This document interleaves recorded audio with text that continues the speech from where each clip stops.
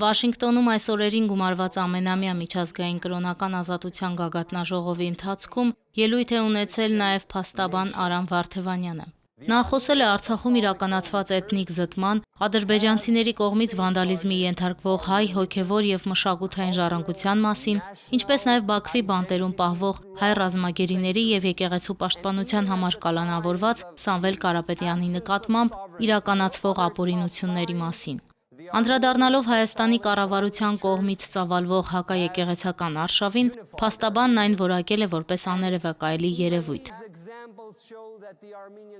Հայաստանի կառավարությունն իր ուժը զենք է դարձրել մեր եկեղեցու դեմ, մեր ազգային բարերարը եւ հոգեվոր առաջնորդները դարձել են քաղբան տարկյալներ մեր իսկ երկրում։ 1 տարի առաջ ԱՄՆ փոխնախագահ J.D. Vance-ը մի շատ կարևոր հայտարարություն արեց. մենք պետք է ավելին անենք, քան պարզապես խոսենք ժողովրդավարական արժեքների մասին։ Մենք պետք է ապրենք դրանցով։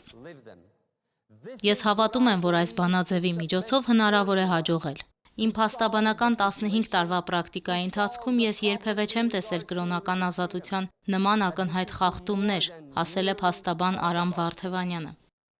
Կրոնական ազատության միջազգային գագաթնաժողովն անցկացվում է ամեն տարի, մեկ հարթակի շուրջ համախմբելով տարբեր երկրների պաշտոնյաների, դիվանագետների, հոգևոր առաջնորդների, իրավապաշտպան կազմակերպությունների եւ քաղաքասարակության ներկայացուցիչների։ Քննարկվում են աշխարհում կրոնական ազատության վիճակը, մարտահրավերներն ու դրանց հաղթահարման ուղիները։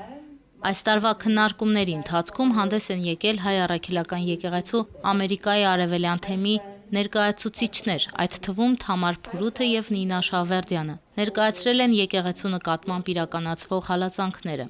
Հիշեցնենք, որ անազատության մեջ գտնվող Բագրատ arczepiskopos Գալստանյանը օրերս նամակ է ուղղել գագաթնաժողովի մասնակիցներին եւ ԱՄՆ փոխնախագահ J.D. Vance-ին, ակնկալելով պատշաճ ուշադրություն եւ արձագանք հակաեկեղեցական արշավի նկատմամբ։ Եկեղեցու հոգևորականների դեմ շարունակվող հալածանքների մասին էին օրեր առաջ ահազանգել նաև քրիստոնեական համերաշխություն միջազգային կազմակերպության ներկայացուցիչները, իշխանությունների միջամտությունները համեմատելով խորհրդային դարաշրջանի բռնաճնշումների հետ։